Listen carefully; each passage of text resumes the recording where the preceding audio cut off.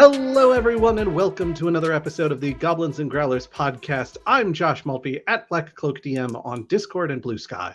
I'm Brandon Dingus at Way of Brandalore on many places. I'm just going to start keeping these evergreen and say, look for me under that handle. If you can't find me on a particular platform, it's because somebody else took it instead. And so I just moved on to the next one.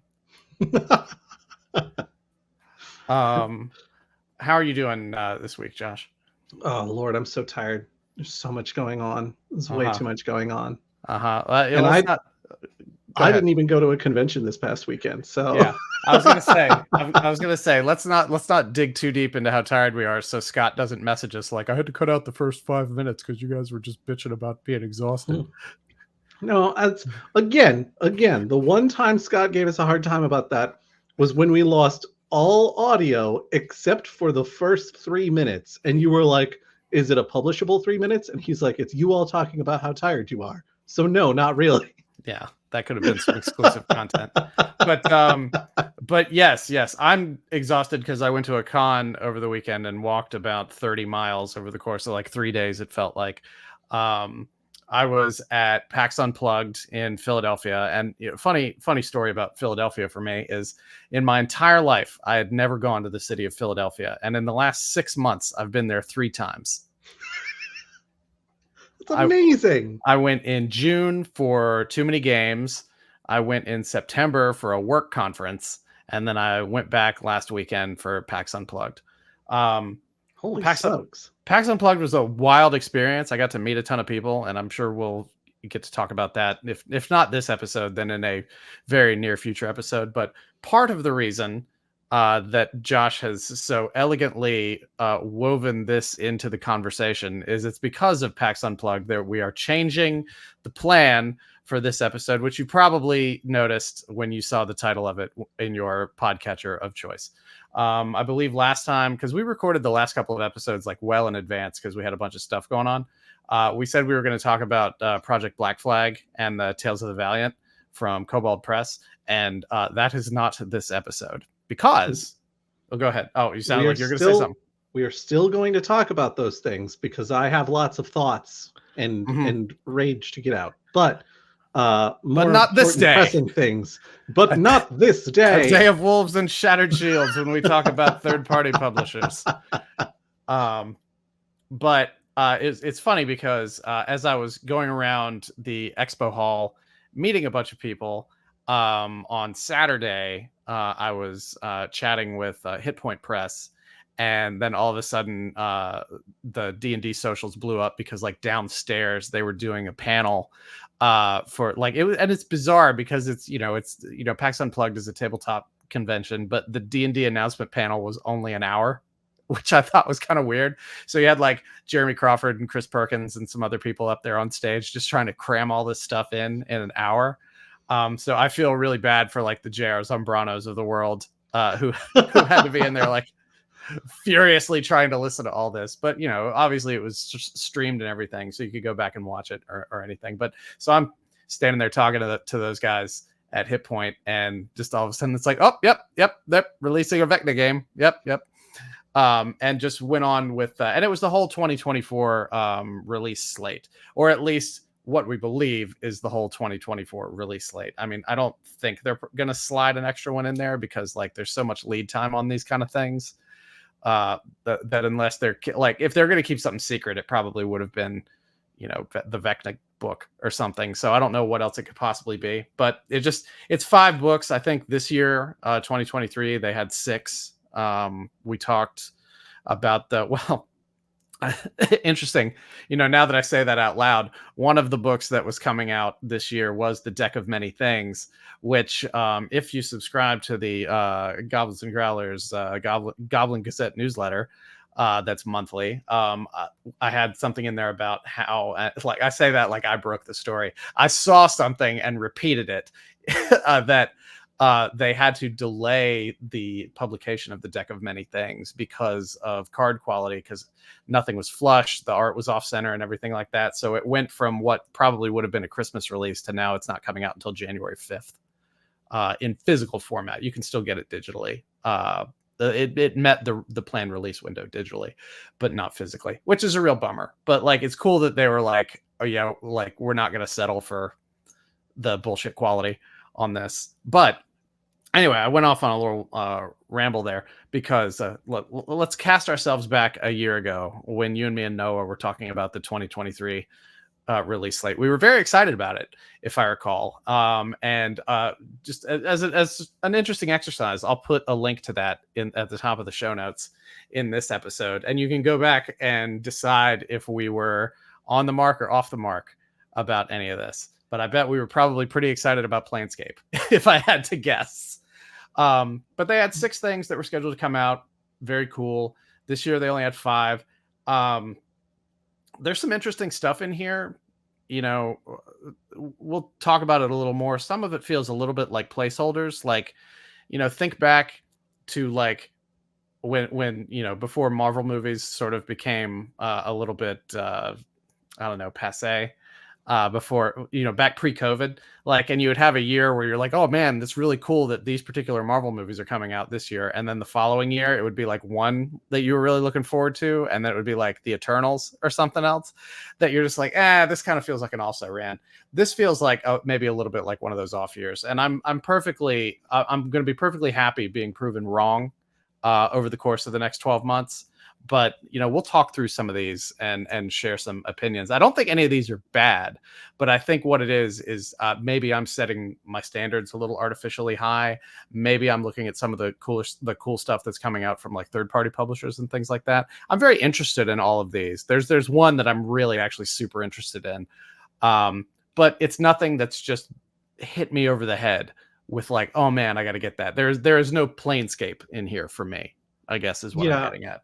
I recall last year we were like, Keys of the Golden Vault sounds really cool. Very excited to see what they do with Planescape. This book about giants might be interesting. Like we were intrigued by everything and very excited about a couple of things. And looking at this list, I'm a little curious about a couple of them, and then the rest I'm like, Yeah, and I promise we'll stop like teasing and actually talk about them in a minute. But like one thing I want to point out is there was a little bit of controversy on the release dates for everything, because it started off. This was all right. So the way I understand the story, because again, I was upstairs when all this was going on, right? But the way I understand it is during the presentation, no release dates were shown or anything like that. And then after the panel and social media stuff started going out, images started going out with like release dates and stuff on them. And for anybody watching us on video, one of them was this, and it was an image of the 2024 core rule books releasing May 21st, 2024. Now, there's a couple things there. Now, first, this happened, and afterward, like a couple hours later, Wizards of the Coast redacted everything, and Dicebreaker reported that they got an email that said, product release dates for 2024 were erroneously posted on social media last week and were factually incorrect. We can confirm all products mentioned will release in 2024 with specific launch dates by product to be announced at a later date. So take from that what you will. I think it's interesting that they didn't that they said not only was it posted erroneously, but they were factually incorrect. Like, I guess they had to, you know, like they can't just, if these are the actual release dates, they can't just let that live out there. Like, they've got to deny it. But yeah, I will not be surprised if we end up with these coming out on the dates that they talked about. But so the second thing is that this says 2024 core rule books, right? Because what ended up happening is they revised it and they sent out a new one that didn't have a release date on it, but it instead said 2024 Player's Handbook. So it does sound like we're not getting the DMG and the Monster Manual for the updated core rules in 2024. It sounds like that might be a 2025 thing. Go ahead. I think that's fairly typical, though. They usually will release the PHB a solid year or so before they release anything else, in part because they want you to get the very, very basic rules and start messing with them before you start doing anything else. This does raise the question, what are they calling these core rule books? Are they One D&D? Are they D&D Next? Are they? Well, remember they said that they weren't going to have a name for it. They said that One D&D was just a like a placeholder, which I think everybody sort of understands is like that wasn't the case. They've sort of they've retconned that a little bit. They walked Um, it back. Yeah, but I mean, from a product perspective, it makes sense to me. Like, especially if they really want to do what they're saying and they want to make it a more iterative experience rather than like beginning and end of an edition. They want to just keep adding to it. It's just I guess it makes sense to only release the player's handbook if you've got an existing DMG and monster manual that are designed to work with it, since it's iterative and not really like a quote unquote new edition. I guess like if this is all still compatible with 5e, I suppose that works and isn't an issue at all. Yeah, But it's just interesting because in that image it was like there were apparently 2 mistakes in it, according to them, which was weird. And EN World wrote down all the dates, and it says the core rulebooks May 21st. It also had Vecna Eve of Ruin on May 21st, and I would be wildly surprised if all those came out at the same time. Maybe if it was a new edition that was being launched and you wanted to have a campaign and the core rulebooks come out at the same time, maybe. Yeah, and then Quest from the Infinite Staircase, July 16th, and the Making of D&D book on June 18th. And the 5th book is missing from this list, but I believe it was like August or something like that. Somebody can tell me that I'm wrong on that, but which means there would be like no fall release or anything like that. So I kind of believe that these dates are wrong. I think they might have been some dates that just sort of got bandied around or something like that, or they're maybe deadline oriented dates or something like that. That could be. It seems odd to me.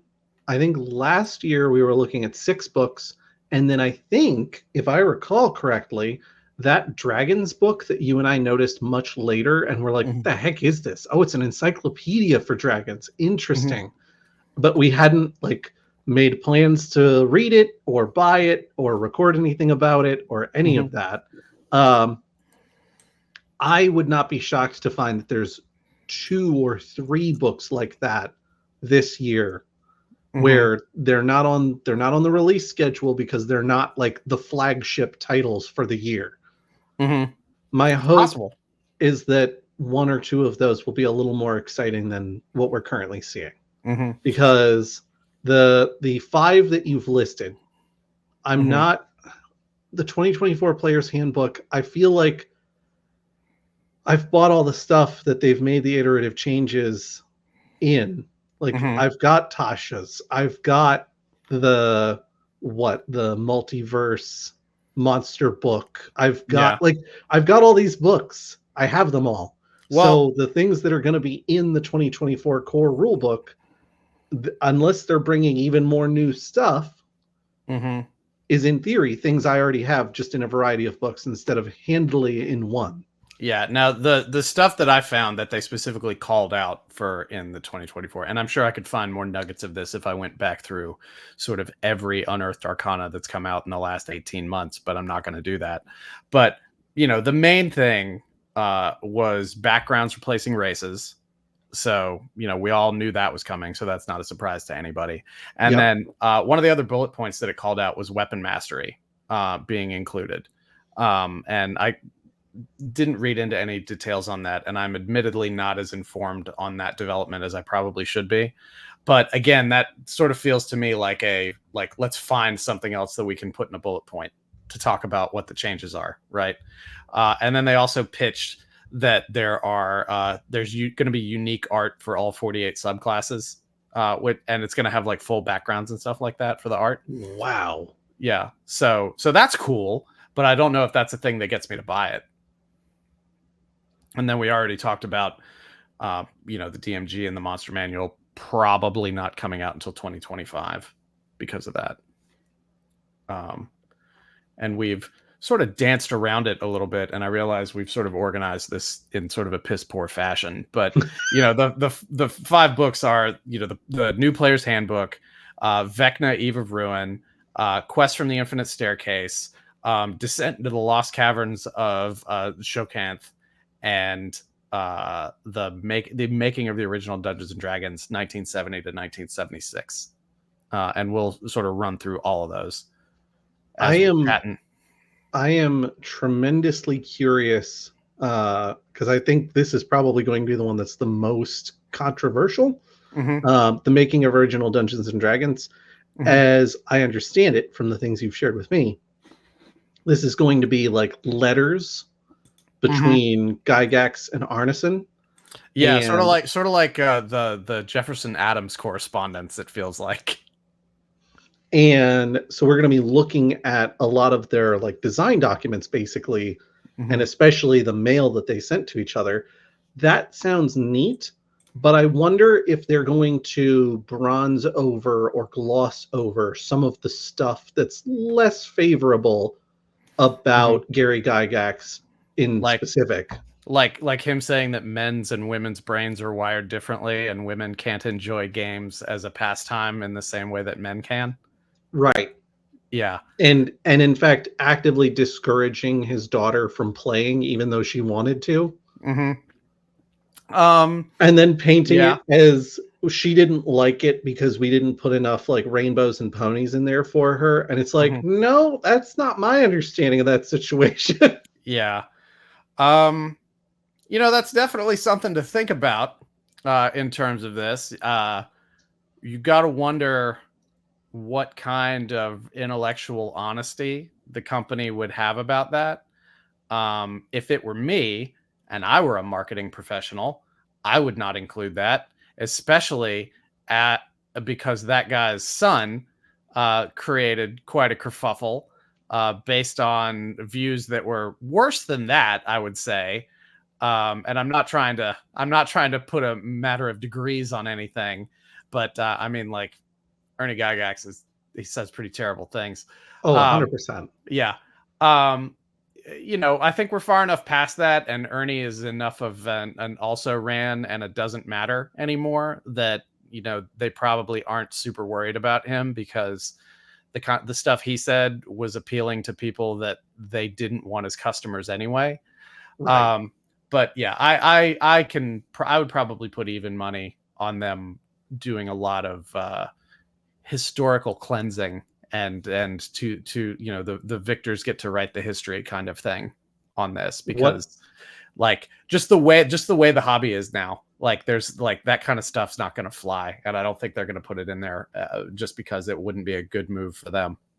What I would do, and what I would personally appreciate if they did, is highlight all of the like fun and creative and interesting things that he did, and anywhere that he was as inclusive as he ever was.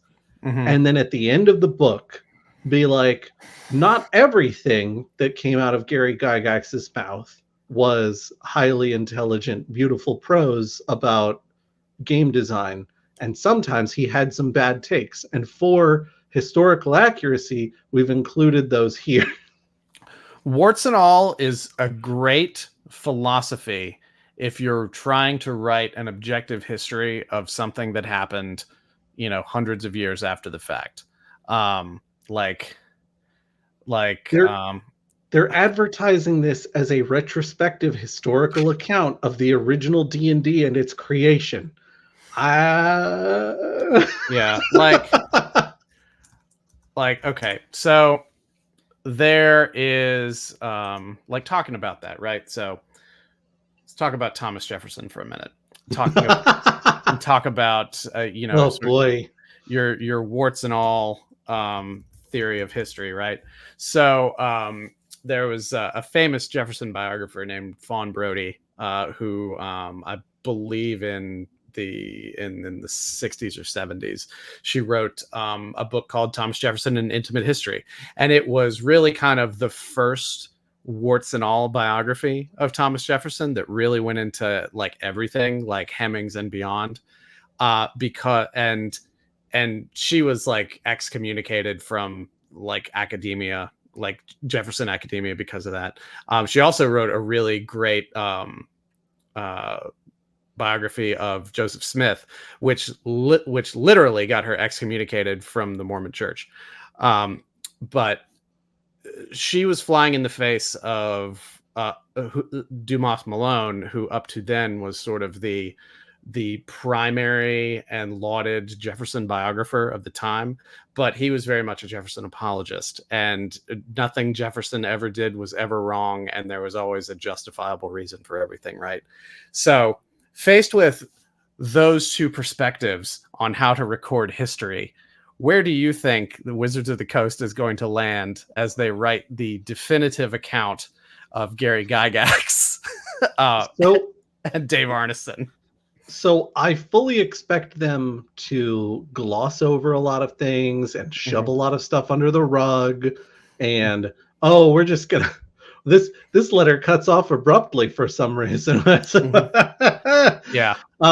It'll be bracketed and it'll just say redacted, or it'll look like a FOIA request from Project Blue Book. It'll have like three words, and everything else will just be black markered out or something like that. They're like the rest of this isn't really relevant to the current state of games. I personally, I think when it comes to stuff like this, I think it does require a little bit of lamp shading, where they're like, hey, listen, like, it's a little bit of a different time. It's a little bit of a different perspective on the world at large. This is someone who had a lot of great ideas in some ways and some less great ideas in others. I respect that kind of historian work a lot more than I respect someone who's like, well, we're just not going to talk about that because it's not important to the story we're telling. Yeah. So you are imagining they will take the approach, or would like for them to take the sort of the Disney and Song of the South approach. Yes. Where you're just like, here it is. It was a product of its time. We're not changing it, but we just want you to be aware. We want you to be conscious that we are not currently proud of this. Yeah. However, we also feel like it would be lying to omit it. Yeah. Because it is a thing that happened. Now, I personally don't think they'll include any of that stuff. And I think if you were to ask them why, they would say it's not relevant to what we were trying to do, because some of the bullet points from the panel, it's a quote unquote historical perspective and a chronicle about the origins of the game. And this is Chris Perkins describing it.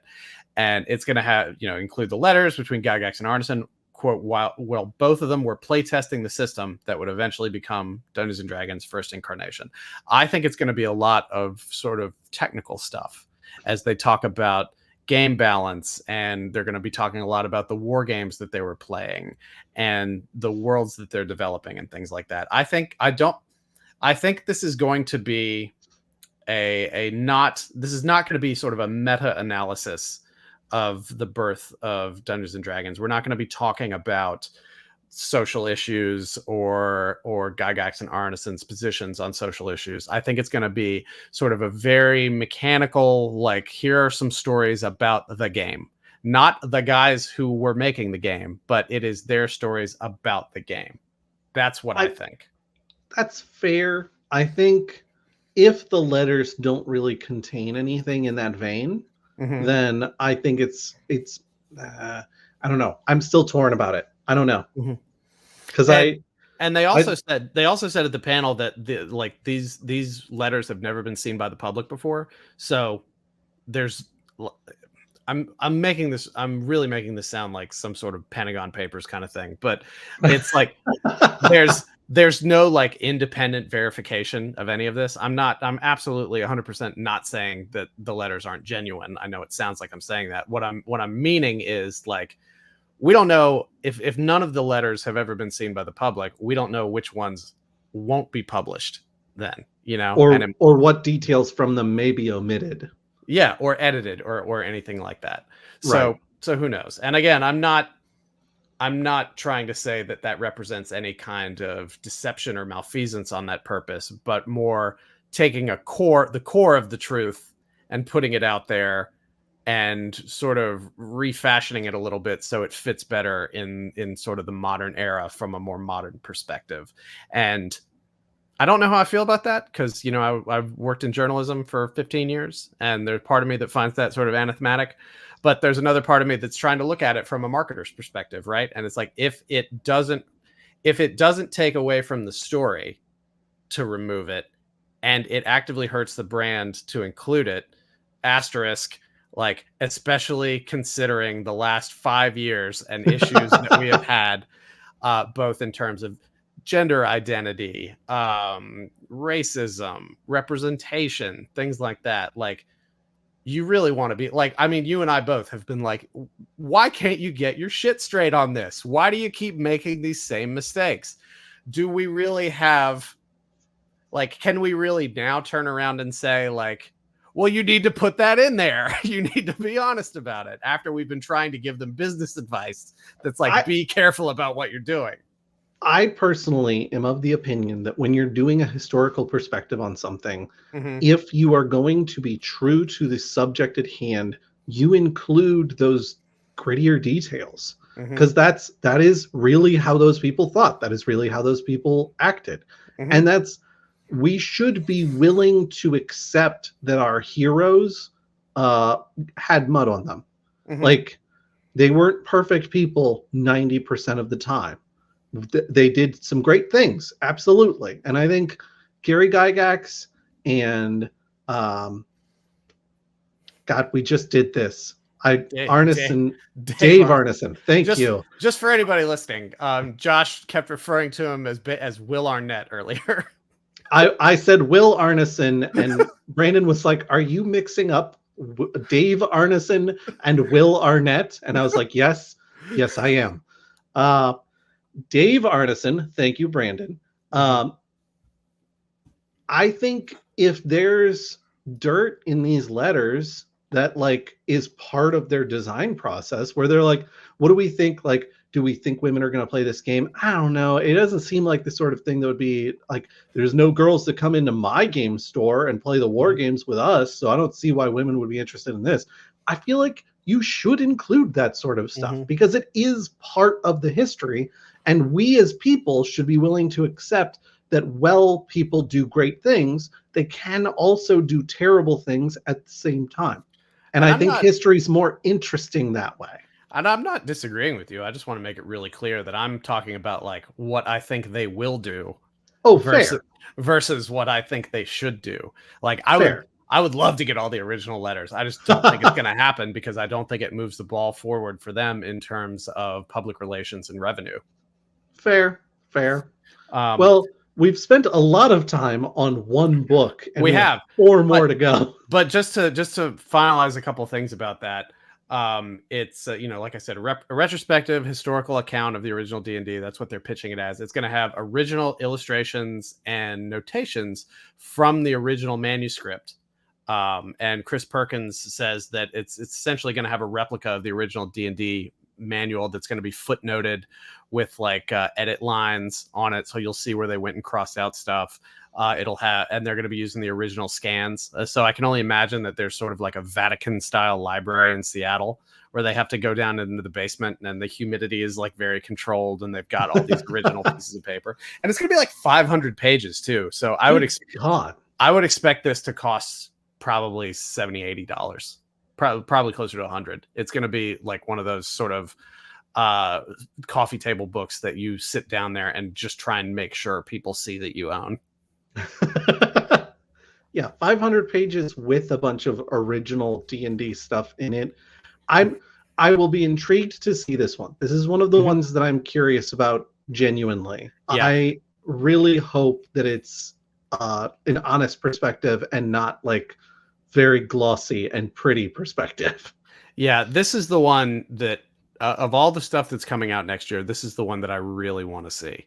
I really want to see how they did this, because there's so many directions that this could go and so many spins on the story that this could take. And then setting that aside and just looking at it as a repository of, some really cool old original notes, like, that would be, like, it's kind of on par with, like, when the original Apollo computer manual came out not too long ago, and everybody thought that was such a cool collector's item. This is kind of the same way, except it's going to have, really nice art in it and a big markup. Yeah, it'll be fascinating to see what the original design process was like. Mm-hmm.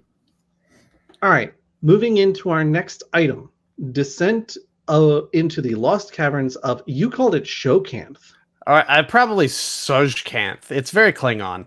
It is a tricky one to pronounce. Yeah. It is Tsojcanth. I So think you feel free to. I think Tsojcanth is the way to pronounce it. Tsojcanth does sound pretty correct. Mm-hmm. This is a old school dungeon crawl re-released for modern. Yeah. And it's got its origins in tournament play. It is a single session dungeon crawl originally. Mm-hmm. But based on what I'm seeing, I would guess that they're expanding on that a bit and they're going to make it a full-on module. Yeah. It came out in 82. And I was unfamiliar with it.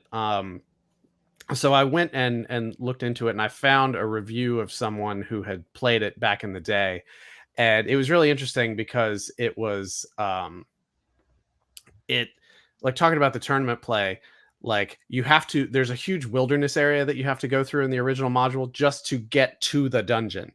And the writer who reviewed the original that I was reading, he was like, yeah, because since it was a tournament game, the forest area, like the wilderness area, existed to like create like longer periods of time potentially for folks to actually reach the dungeon and start rolling through it.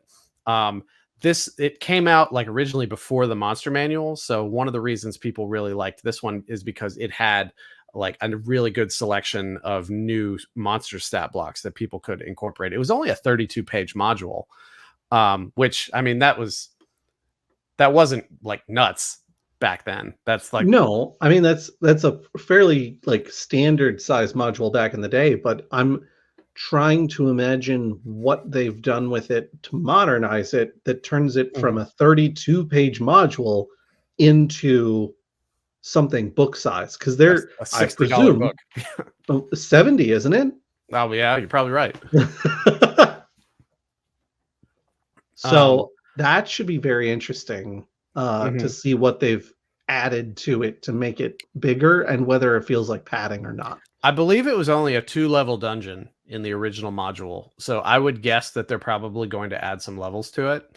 And the interesting thing is, like, wargamer.com was reporting that it's going to have a complete, like, it's going to have like a tournament style scoring system, so you can see how you fare. So I've never played D&D with that kind of system. Like, I never was part of it in sort of the tournament era rather. So I don't actually know how that works. I would, if somebody wants to chime in on the Discord, bit.ly/goblin Discord and talk about that, that would be awesome. But I imagine that there's point values assigned to like enemies killed and treasure, et cetera, et cetera, et cetera. But the reviewer of the original one also said that this was one that their group went back to a lot. So it seems like it's got replayability. So I can see that. So that's interesting, I think. And with the new one, it says that it's going, because we're coming up on the anniversary year. So it's going to be the 50th anniversary of D&D. So like everything has to be seen through that lens, right? That's why the Gygax Arneson book is coming out next year. But it wouldn't matter what was released this year. There would be something would be tying it into the 50th anniversary, right? So they were saying that this is going to be part of, quote, like multiple events that celebrate play. So that makes it sound like there's going to be like more events. Like maybe this will be like some sort of AP for 2024, like a competitive AP that people play on Adventurers Guild or Adventurers League nights. I could see that. And like Wizards could have like leaderboards and stuff on there that the game stores submit. Right. The fact that it's got a scoring system, I think, is kind of fascinating. I know Adventurers League has like very strict rules of play. Mm-hmm. I have to imagine this will as well. Mm-hmm. Because if you're going to be scoring it, then you can't have people coming in with, third-party content characters and just completely breaking the module. Mm-hmm. Yeah, exactly. No mystics.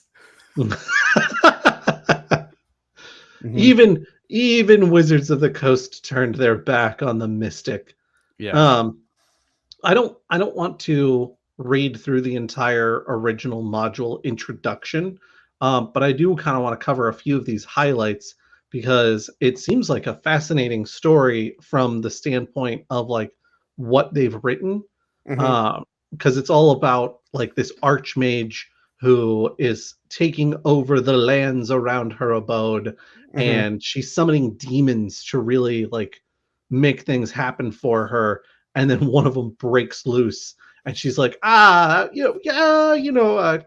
miscalculation. And then she goes and like retreats into this dungeon, and that's where the party is going to end up trying to like break into to put a final end to all of this madness. Yeah, and I'm not really sure I have an opinion on this. Honestly, I'm really gonna have to like sort of see what all the details are on it, like as we get closer to it coming out and it actually coming out. I'm interested because I like a good dungeon crawl, and like ever since I played that one OSR like first edition essentially game that I played pre-COVID, it's the difference between then and now. I've always found really interesting because it was like everything was really just more of a roguelike back then, and I wonder if this is going to have that same kind of flavor. It's supposed to have sort of the old school first edition flavor, so I would love to see if it's something where like, okay, so you go through the wilderness and you get to the dungeon and then you run out of stuff, so you're going to have to go back out into the wilderness, back to the town, restock, and maybe that's where the replayability comes from, right? Like you go as far as you can and then you can't reprovision anymore or anything, and you have to come back out. But of course, Magic works differently now than it did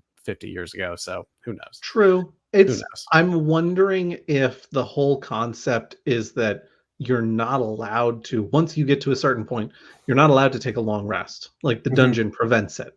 Yeah. And once you like run out of spells, etc., if you decide to retreat from the dungeon to go back to town and reprovision, that's when you get scored. Like that's your run. I could see that. The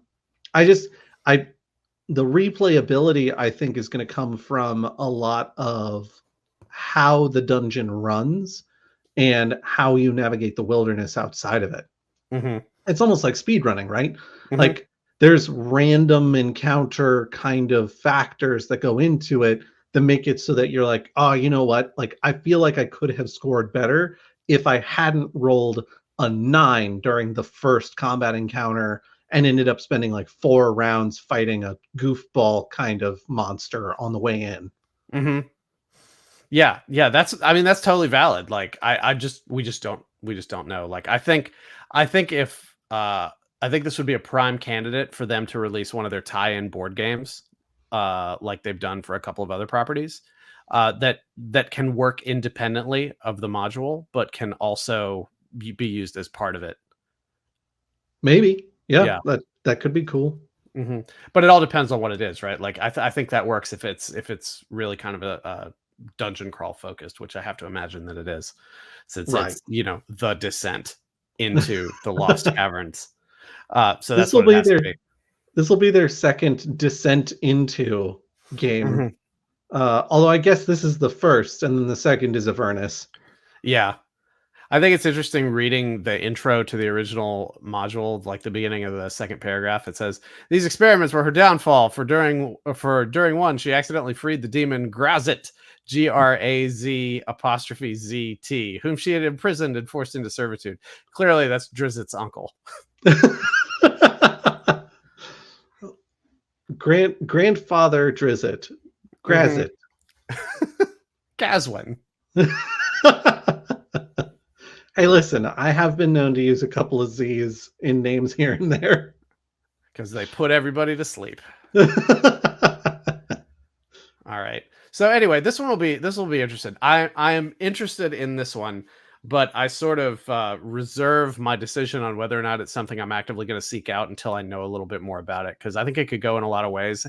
And one of the things I'm realizing about myself over the last like year and a half, 2 years of D&D releases is like, I have these ideas and I'm like, oh, wow, this could be really awesome if they did this. And then they take a bit more. I don't necessarily want to say like a safer path, but like, because nothing I was talking about was like revolutionary or risky or anything like that. But they take more of a path of least resistance in terms of getting something out and releasing it to people, which is a fine strategy.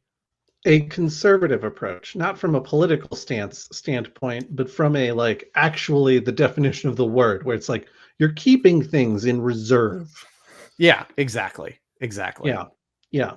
No, I think you're 100% correct. And you and I have both done this multiple times. In fact, recently I recall being like, oh, the Phandelver book, I bet that it's like this, and then it's like that, and then this is over here, and it's all great. And you're like, well, Yeah. Well, it is, but the first 4 chapters are going to seem mighty familiar to you. So next up is Vecna, Eve of Ruin. And obviously, this is a campaign that revolves around Vecna, the lich-god. what? No way. Yeah. The thing I thought was strange about this, no pun intended, one of the stranger things about this release is that it's happening now and it didn't happen last year. That is a little bit of a question mark, isn't it? I feel like the iron was hotter last year for Vecna stuff. I wonder if they were like, oh, hell yeah, we got to get this done. And then they started working on it and it ended up being a lot more complex than they had hoped. I'm betting is that they did not expect Stranger Things train to keep rolling and keep, and put Vecna back in, sort of a pop culture space. And they're like, oh, we should probably do something with Vecna. But these things always take a long time to put together. So maybe that's what it was. But it's gonna let characters go all the way from level 1 all the way up to level 20. So it's gonna be one of those campaigns that rarely ever gets finished. What was the level range on Rime of the Frost Maiden? I have that book in my house, but it's so far away from me right now. I don't remember. Wasn't it like 4 to like 16 or something like that? That would be really weird. I'll look it up if you want to vamp for a minute. Okay. Well, Vecna, we're going to be talking about the lich-god. So that I could see that being very intriguing, but we also don't have a lot of details yet for this one. This is one of the ones they didn't spend a lot of time talking about. Okay, it's Rime of the Frost Maiden was 1st to 12th. Oh. Yeah. So I had the right range of levels, just the wrong levels. Right. And I guess if I want to be super technical, all that the product material said was it will take characters up to level 20. So I suppose it could be 10 to 20 or something like that. Fair. Yeah. So there's a cap, but no floor necessarily that we know about. Man, how mad are you going to be if it's like 16 to 20? That will not be worth my money. I don't think. But I will say just while you were talking and I was Googling to find the Rime of the Frost Maiden levels, I accidentally typed Prime of the Frost Maiden, which really makes me want to incorporate Transformers somehow into an Icewind Dale campaign. Yeah. He gave his life for our sins. So they're also saying that Vecna, Eve of Ruin is going to be sort of a tour of the multiverse of D&D. So sticking with what appears to be their embrace now of the multiple game worlds that they have. Well, and that's interesting because I saw that and I was like, oh, well, like Vecna before he became Vecna was like supposed to be some sorcerer from Greyhawk. So I wonder, like, does this presage a Greyhawk release in 2025? Is it going to be opening the door to something like that? Are you, like, as part of this, are you going to be going to different parts of different game worlds? I'm not really sure how that tour of the multiverse works in this. The only thing I could think of was that Greyhawk connection. I have to wonder if it's going to include any of the stuff that's in the Planescape books. Oh, I'm probably. Given, I'm sure they want people to link things together and use them all as one big picture. Mm-hmm. Everything's connected. It's all connected. You just Yeah. got to get the red string running from one to the other. Mm-hmm. And like I think my opinion is relatively well known on stuff like this. I feel like the average group of D&D players plays together about 6 times before everything falls apart. So it takes a real special group to play something to play through a full campaign. And I just really feel like, and maybe I'm alone in this, like maybe I can only speak from my own experience and from talking to other people who play. And it's like, I would never be able to play through all of this. I would never be able to play through all of Curse of Strahd because there's just so much of it and it takes so long. The flip side, and we'll talk about one of these in a minute, is they release those anthology books as well, which are sort of, there's no such thing as a one shot, but they're geared toward shorter adventures and things like that. And for me, like, I feel like that would be the way to focus releases. Give people more things that they can use and use up in a year. So then when next year comes around, they're ready to buy your next thing that they can use and use up, instead of like Vecna. That's probably going to be great, but it's also probably going to be sitting on people's shelves most of the time and not getting played. But a lot of people just buy the books for the flavor and then they incorporate that stuff into their own stuff. And there's nothing wrong with that. There's nothing wrong with that at all. An interesting little bit of, oh, go ahead. You added a bullet point here for Hit Point Press Vecna. Yeah. And that's just sort of a little interesting bit of trivia is I was on Saturday afternoon / early evening. I was at the Hit Point Press booth, and one of their big marquee releases. And for people who don't know, Hit Point Press are the Humblewood people. And pick up Humblewood if you haven't. I actually apologized to them that I waited until they sold irregular copies of the book for $5 before I bought one, and they're like, "No, don't worry about it. You helped us clear them out of the warehouse. It's fine.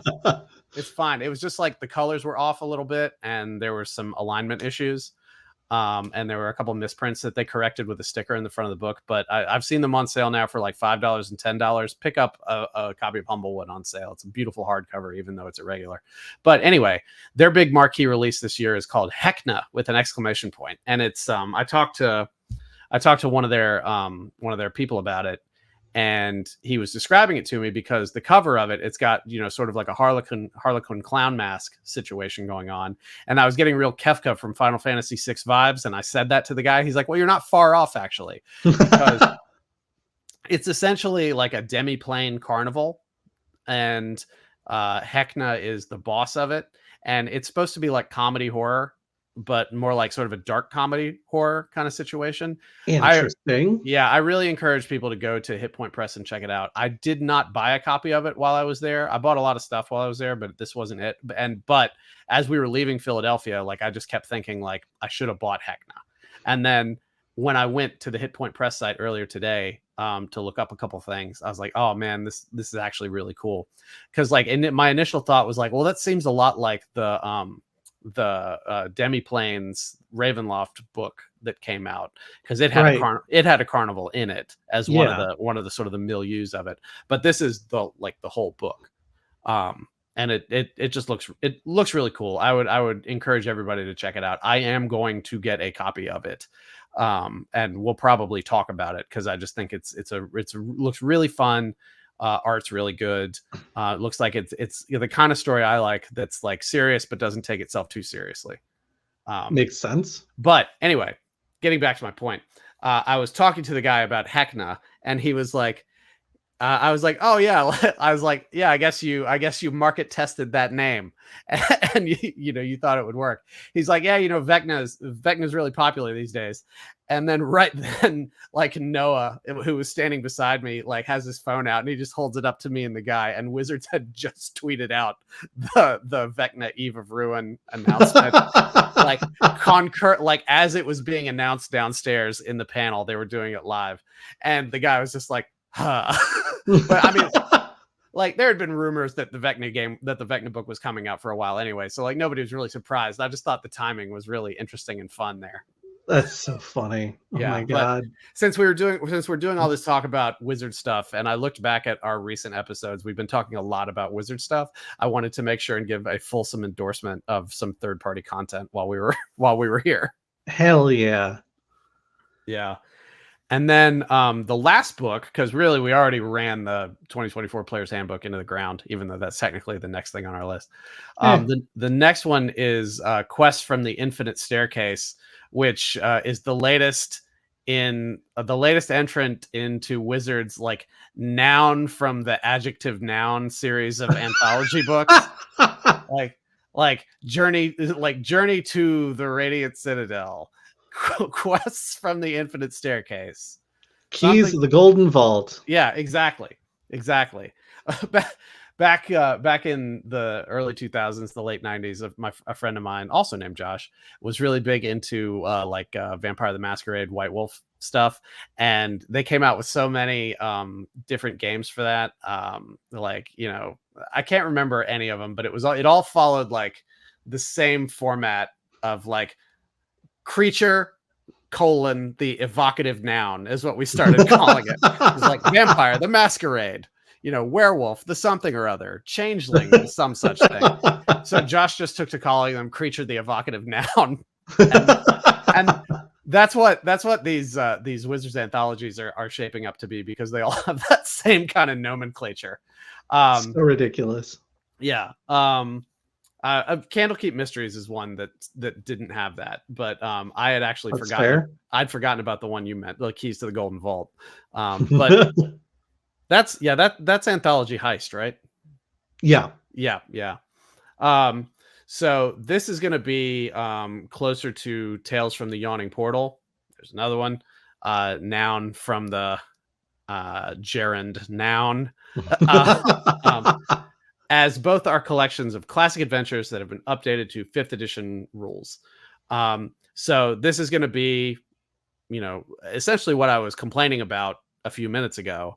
Like, it's going to be those, quote unquote one shots, which are probably more like 3 to 6 shots that you and your group can play through. I did not see, and it may just be because I missed it, any kind of indication of what classic adventures that were in there and had been updated. I suspect that list isn't out yet, because I looked a lot and I would have found it somewhere from some reputable organization if it were there. They're probably keeping that fairly close to their chest for this moment. Yeah, but I just thought of this, but it's interesting doing an anthology like that, getting around like how much lost work is that for freelance content creators, because they're doing that. I mean, somebody's got to edit it, and somebody's got to update it and everything, but they probably have some people in-house to do that, but they probably do contract a lot of that out. Yeah. As I was looking at the list of books that were coming out, I was like, what the hell? Like, why are we getting all of these, like, oh, let's wander back into the archives and pull something, blow the dust off an old tome and bring it out to a fresh new day. And I had missed the memo that it's the 50-year anniversary. And so that's why when you were like, oh yeah, it's 50 years of D&D, I was like, oh. Yeah. But on the flip side of that, it does look like there's not really a release this year that gave a lot of prominence to freelance writers, like folks who are looking to sort of let their star shine a little brighter. And what was it? Was it Candlekeep Mysteries? No, it wasn't Candlekeep Mysteries. It was one of the anthology ones where we had those issues with like colonialism and the writer whose like 8,000 word draft was like cut down to like 5,000. Yeah, that actually, no, I think you're right. I think that was not Candlekeep Mysteries. I think that was Journey to the Radiant Citadel. No, it wasn't Journey to the Radiant Citadel, because Journey to the Radiant Citadel was the one that was released in response to the controversies. Right. Are we certain it wasn't Candlekeep Mysteries then? It might have been. I don't want to get too sidetracked on this. But anyway, no. Because my point ultimately is that, like, yay, 50th anniversary, boo, not being able to showcase new writers and new content and original ideas. It is my hope that as they were looking at some of some of these archived adventures and figuring out how to modernize them, they were bringing in freelance writers to do some of that work. Yeah. Because, all of those classic adventures, so far as I'm aware, were written by what we would today consider stuffy, bearded white guys. Yeah. And so if we were able to bring some diversity in to kind of change the lighting, so to speak, I think that'd be really cool. I don't know that we did that, but it'd be neat if we did. Yeah. Now, there are some new elements to this though, because even though it's like updating a lot of old adventures for 5th edition, they're like, apparently these are going to be tied together somehow. They're going to be like some thematic elements that are tying it together, and quote, one of which is a cosmic being who's completely new to the D&D canon, end quote. And that's according to Wizards. So almost like some sort of like watcher type figure that's going to be like tying all this stuff together. Probably some extraplanar cosmic sort of being. There'll be some Planescaper Spelljammer connection, I'm sure, with this. But the Infinite Staircase apparent is a well-known, according to this, I had not heard of it before, but that just might be because I lived under a rock, a well-known bit of architecture that allows adventurers to traverse the multiverse after Candlekeep Mysteries and Journeys through the Radiant Citadel. Quote, we're optimistic about another anthology series. I think, like, I love the anthology series. I think they're the way to go. I think they're the most cost-effective way for someone to get a large library of modules and stuff to run if you're just buying the Wizards of the Coast stuff. Obviously, there's tons of stuff out there from awesome third-party writers and publishers that you should check out. But if you're looking to get an official book because it looks nice with your other official Wizards of the Coast D&D books on your shelf, you get the best bang for your buck if you get some of these anthology books, I think. Yeah. I mean, it's a lot easier to adjust, manipulate, and maneuver these anthology adventures than it is to rip a section out of a full campaign and be like, I'm adapting this. Yeah. So that's kind of the long and short of the announcement for the 2024 slate. Like, getting sort of back to what we were talking to at the beginning. I don't want to go on too long because we've been almost an hour at this point, but like, there's nothing bad here. There's nothing that I can really sit here and like criticize, just on the face of it. There was just like nothing that made me just really leap out and be like, oh, that's awesome. Yep. Yeah. Reading through the list, there was nothing that I like found myself on the edge of my seat being like, what is that going to be? Oh gosh, that sounds so cool. Yeah. Like, I would have loved to see a true like Ravenloft box set. Like, because my big complaint about Curse of Strahd was that, well, my big complaint was that it was in a book, not a box, but that's my complaint with a lot of things. But, we didn't get, it wasn't like real Ravenloft, like, because it was only one demiplane, like, and you didn't get all the others like you would have, like you did in the old box set, which I have behind me. And I actually pulled out the other day and was amazed at all the different little bits and bobs that came with it, all the 3/4 perspective maps, everything like that. That was my disappointment when Curse of Strahd came out. And then of course they released the other demiplanes book. But like, I want to see all that stuff together. I want one big Ravenloft setting box set. I would have loved that. I feel like too, after having Spelljammer come out last year and Planescape come out this year, it's really kind of a letdown not to have a new set, like new. I was about to say new, but it's not new, but a revived setting, classic setting come out this year. I feel like having 2 in a row, they kind of set the bar a little high for themselves. I'm not going to lie. When I realized that it was a 50th year anniversary, I was like, where's the Greyhawk book? Exactly. That's the other reason I was thinking that maybe the Vecna release ties into a Greyhawk release or something. Could be. I mean, the fact that it is a tour of the multiverse, though, means it is at best a Greyhawk tie-in, not a Greyhawk book, which, if you're going to go the direction of Spelljammer, of Planescape, of things like that, we would really want to see a Greyhawk book. There is Not that I think it's for sure going to happen, but Mhm. there is a non-zero chance that Quests from the Infinite Staircase includes an updated version of Earthshaker, Yeah, I would love that. which would be very cool. Yeah. Real quick before I forget, I looked it up. Greyhawk came out in 1980, so next year would be its 44th anniversary. So maybe we see Greyhawk in 2025 for a 45th. Like, it's either that or it's wait 5 more years to do a 50th. We'll definitely get a Greyhawk release at 50 years if we don't see one before then. But I would put In money on 40. 2030. God. Yeah.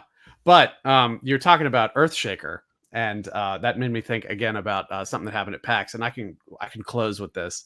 But it was interesting because I got to go to an event that had some creators and stuff that were there, and I got to meet Keith Baker, and that was really cool. The creator of Eberron. And it was kind of funny because he was wearing a black cowboy hat and a white tie, but the tie had LEDs all over it. So he brought his own mood lighting to everything. But was I didn't. It's not like I hung out with him or anything like that. We shook hands and chatted for a minute, but it was very cool, very nice guy. But I remember saying to Noah, I was like, "Oh, you should call me. You should call me sometime when Zeb Cook is at a party." I would absolutely love that. And then I talked to some guys, and this isn't like me meeting anybody or anything like that, but I was at one of the booths at and I'll see if I can find it in my business card stack here, because I can't for the life of me, and I apologize to them that I can't remember who they were. But I took a business card specifically because of the reason that I'm about to tell this. And now I can't find it. So sorry, guys. That's on me. But anyway, I was looking, and it's I think it might have been Ragnarok Press or something like that. They've got, obviously a very Viking inspired kind of game. But I noticed Ed Greenwood on a couple of the books. And I was like, what? And they were like, yeah, we actually connected with him, and he said he thought our city was really cool, so he wrote the city guide for us. He wrote this multi-100-page city guide. There are multiple volumes for it, because apparently the volume I was looking at was only the market district of the city. It's wild. Once I find that business card, I'm going to get some copies of this stuff so we can talk about it, because it's just wild how detailed the city was. But anyways, Ed Greenwood, the creator of the Forgotten Realms. And so I ended up just talking to this dude and just be like, what? You mean just he saw your stuff and he was like, that's cool. Can I write for you guys? And he was like, yeah, believe it or not. Oh my God. That's awesome. Yeah, it really is. It really is. That wouldn't happen to be Haunted Castle Press, would it? Maybe. Let me look it up. This is our usual riveting audio as we Google things. I'm literally looking at the Wikipedia page for Ed Greenwood right now, and everything he's contributed to. Yeah, Ed Greenwood. I'll have to look. Since I know he's going to cut all of this out, Scott, you're doing great work, buddy. Yeah, you're doing fantastic work. Yeah, I'll have to look it up. I can't find it, but it was really funny. Watch, he'll cut out all of the delay of us typing things and leave in the part where we're like, Scott is great. Yeah. But yeah, it was so it was cool. It was cool to meet Keith Baker at that event. That was pretty neat. I've never actually played a campaign in Eberron, but it was, a very it was basically the 4th edition setting, and it really set the tone for a lot of that, and it included a lot of sort of steampunk magic type of stuff, which is really cool. And he won a contest to get it published, so I thought that was pretty awesome. So anyways, that's our touch base on the 2024 release schedule for Dungeons and Dragons. I think I'll probably get more excited about some of this stuff as we get closer to it and actually get some release dates. Because like I said, I'm not disinterested in any of this. There was just nothing that was just sort of hitting me over the head with it, you know? So we'll see. We'll see. And there's, Wizards has some other cool stuff coming as well outside of these. So there's plenty to look forward to. But I felt like this was sort of a better way to spend our time than talking about Tales of the Valiant today, just because it's such a recent thing that came out. Yeah, absolutely. Well, and we'll still get around to that. I've still got thoughts. Mm-hmm. It just, it might be a little bit yet. Yeah. Yeah. All right. Well, we will. Gosh, what are we talking about next time, Josh? Do we know that yet? You know what? I haven't looked at the master list of episodes. Maybe. So I don't know for 100%. Maybe we should learn our lesson and not commit to talking about something. It's all an illusion until we commit something to the audio. Yeah. All right. So we'll be back in a couple of weeks to talk about something. I believe, isn't that episode coming out on Christmas Day? Yes, that episode is coming out on Christmas Day. So if you really don't want to spend that much time with your family, or you want to get away from them for a little under an hour, then we will have something for you, because we are planning to have a release that day. Okay. All right. Well, we'll talk to you all in 2 weeks, and I hope Scott cut that part out.